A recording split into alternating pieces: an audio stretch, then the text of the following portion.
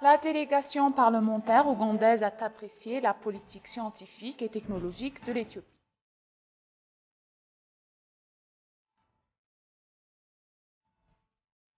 Le ministre des Finances Ahmed Shide a eu une discussion fructueuse avec son homologue chinois Liu Kang à Pékin.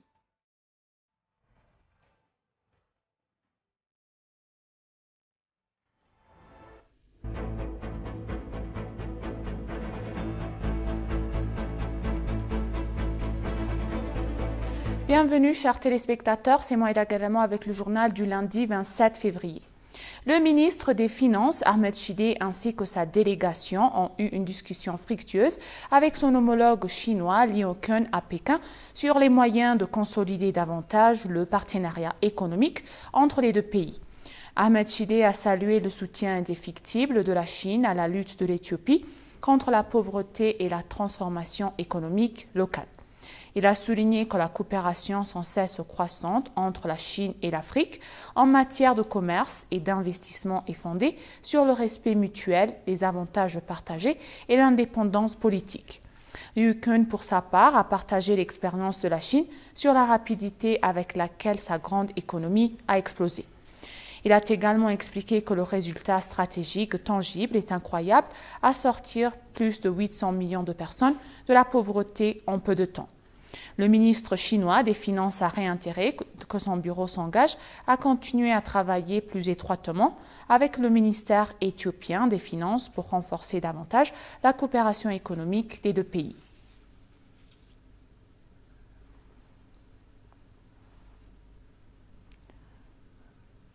La délégation parlementaire ougandaise a déclaré que la politique et le cadre juridique de l'Éthiopie en matière de la science et de la technologie sont très clairs et ciblés.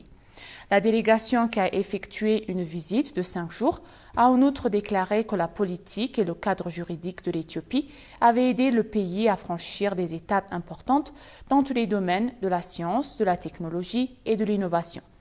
Elle a ajouté que la station terrestre de suivi et de réception de données multisatellites de l'Éthiopie montre que le pays a parcouru un long chemin sur le continent africain. La station reçoit des données de 5 différents satellites d'observation de la Terre utiles pour diverses applications thématiques. Selon elle, l'Éthiopie a mis la technologie au premier plan et a construit des infrastructures incroyables dans la région. Bernard Odwa Mutusa, un autre membre de la délégation, a déclaré que l'Éthiopie progresse très bien dans le domaine de la science et de la technologie. L'Éthiopie a lancé sa station terrestre de suivi multisatellite et de réception de données à l'observatoire de Toto en 2021.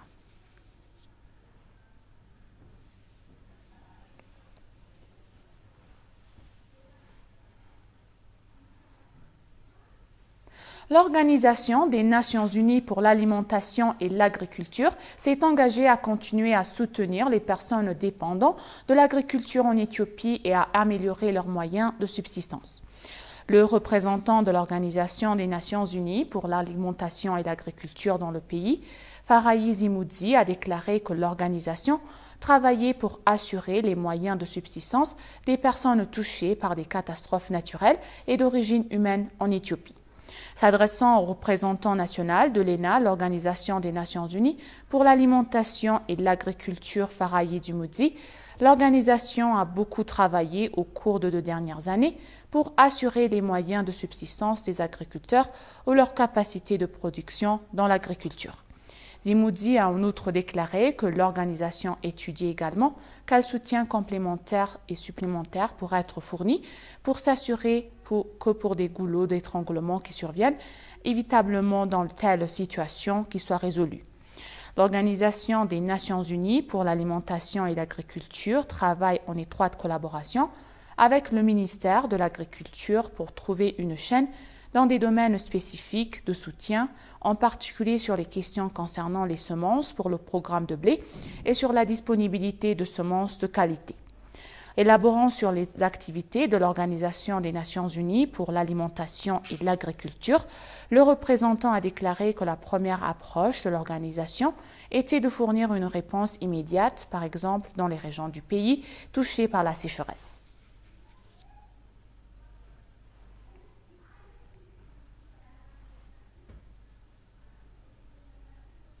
Le vice-président de la région d'Oromia, Awalou Abdi, a fait une déclaration concernant le soutien apporté aux citoyens touchés par la sécheresse de la région.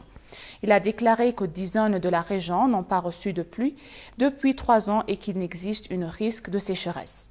Il a déclaré que plus de 4,4 millions de personnes touchées par la sécheresse dans la région avaient besoin d'aide. Il a déclaré qu'un soutien intensif est nécessaire car le nombre de bénéficiaires augmente. Il a déclaré que jusqu'à présent, plus de 2 millions de quintaux de différents types de céréales ont été soutenus. Il a dit qu'en raison de soutien du gouvernement et de la société, personne n'est mort à cause de la sécheresse.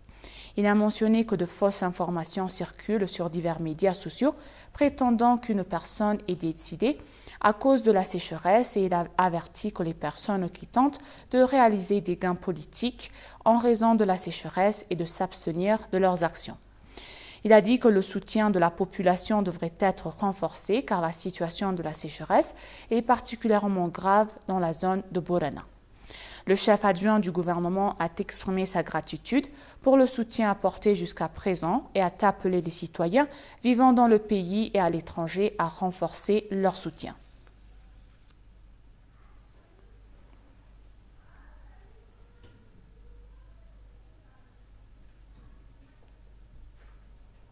L'administration municipale d'Addis Abeba a fourni une aide de 102 millions de beurre à ceux qui ont été touchés par la sécheresse de la zone de Borana dans la région d'Oromia. L'administration municipale a décidé d'apporter un soutien de 100 millions de beurre en coordonnant les investisseurs et les différentes couches de la société de la ville. La haute direction de l'administration municipale, qui est dans l'évaluation de performance de 6 mois, a soutenu 2 millions de beurre. Les informations obtenues sur la page du réseau social du bureau du maire indiquent que l'administration municipale a fourni un soutien de première ligne aux problèmes d'origine humaine et naturelle auxquels sont confrontées différentes parties de notre pays à différents moments.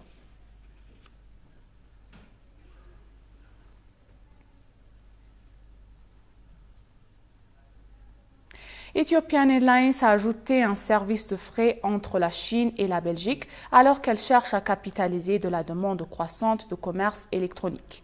Le nouveau service affrontera et fonctionnera initialement 2 fois par semaine entre Shenzhen et Chine et Liège en Belgique en utilisant des avions de B777F. Le transporteur a déclaré que le service était son premier service de fret régulier depuis l'aéroport chinois. Le service transportera principalement le commerce électronique transfrontalier et d'autres produits industriels spéciaux. Le nombre de vols augmentera à l'avenir en fonction de la demande de fret selon Air Cargo News.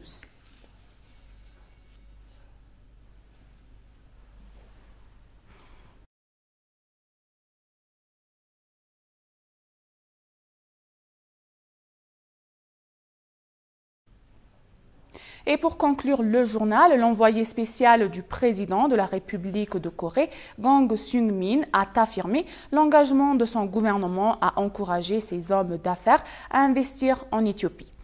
Kang Seung-min a déclaré qu'un large éventail d'activités sont menées pour cimenter le partenariat commercial et économique entre l'Éthiopie et la République de Corée. Les 2 pays ont mis en place un plan stratégique conjoint pour renforcer leurs liens d'investissement, a noté l'envoyé spécial. L'envoyé spécial a ajouté qu'elle avait eu des discussions avec de hauts responsables du gouvernement éthiopien sur des domaines d'investissement lucratifs qui attirent les milieux d'affaires de la République de Corée. Il a déclaré que les secteurs de la santé, des transports et de l'industrie manufacturière sont des domaines favorables en Éthiopie dans lesquels les investisseurs de la République de Corée peuvent investir, ajoutant qu'il est prêt à les encourager à le faire.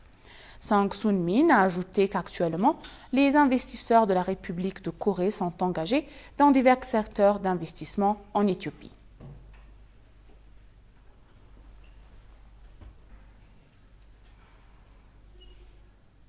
Chers téléspectateurs, nous vous rappelons les titres principaux. La délégation parlementaire ougandaise a apprécié la politique scientifique et technologique de l'Éthiopie.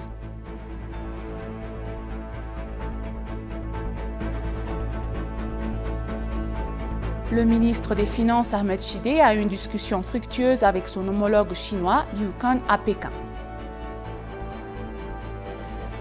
Merci chers téléspectateurs, ainsi s'achève le journal, c'était Moïda Garamou et je vous souhaite une bonne journée.